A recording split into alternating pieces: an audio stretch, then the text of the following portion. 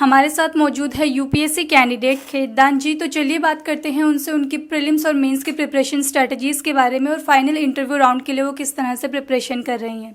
Sir, ये आपका कौन सा अटैम्प्ट है? मेरा ये चौथा अटैम्प्ट है। प्रीवियस अटैम्प्ट्स में जो मिस्टेक रही उन्हें आपने इस बार कैसे कवर किया? जो पहले अटैम्प्ट की मिस्टेक थी, तो पहले अटैम्प्ट में मैं इतना सीरियस कैंडिडेट भी नहीं था और ज़्यादा मॉक नहीं लगाए थे। तो 2022 में मैंने यही कोशिश की थी कि इस बार पीवाईक्यू ज़्यादा से ज़्यादा किए जाए और 3-4 कम से कम कि मॉक देने की कोशिश करूं। जो पीटी के क्वेश्चन है उनको टैकल करना, कि उनमें कई बार ऐसा होता है कि आपको क्लू होता है और दिखता नहीं है, तो वो क्लू पहचानने की कोशिश करना। तो इस प्रकार के एफर्ट किए थे और 2022 में ठीक रिजल्ट मिला।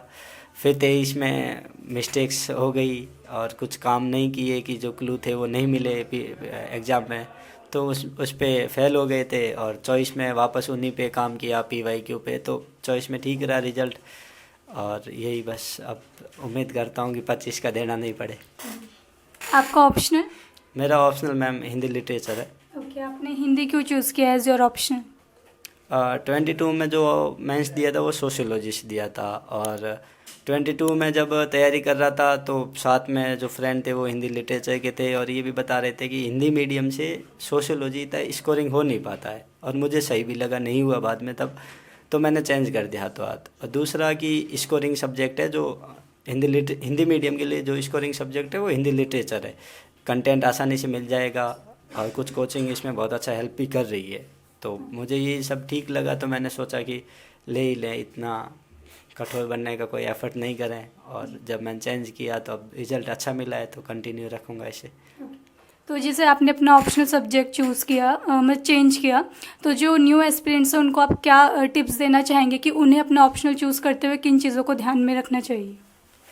एक तो खुद को देख ले पहले कि मैं इसमें अच्छा कर जाऊंगा नहीं कर जाऊंगा। दूसरा कि कुछ ऐसे सब्जेक्ट है जिनके लिए हिंदी में कंटेंट अवेलेबल है नहीं। मैंने सोशियोलॉजी पढ़ा था तो 2005 के समथिंग का कंटेंट पढ़ता था। कुछ कोचिंग की मोनोपोली रहती है, तो आप ध्यान रखें उसका भी।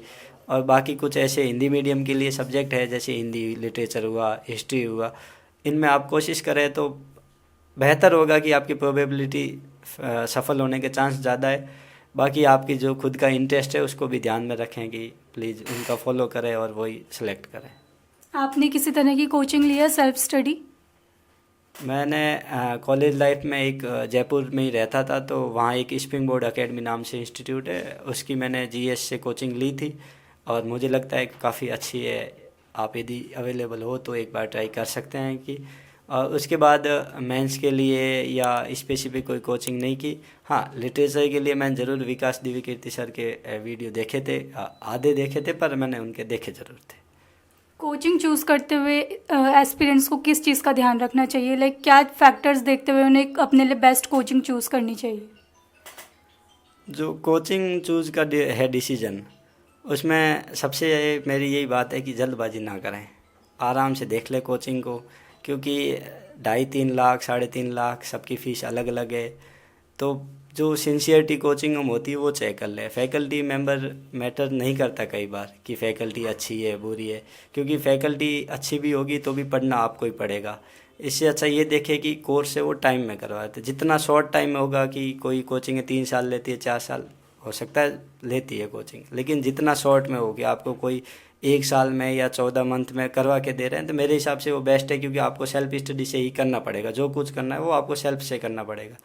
तो मेरा यही मानना है कि कोचिंग को ध्यान से देख ले एक बार, और पैसे बचा सको तो बचा लो, क्योंकि कंटेंट सब जगह अवेलेबल है, टेलीग्राम वगैरह, तो आप वहाँ से काम निकाल सकते हो अपना, यदि निकालना चाहो तो। आपका डेली स्टडी स्केड्यूल क्या रहता था?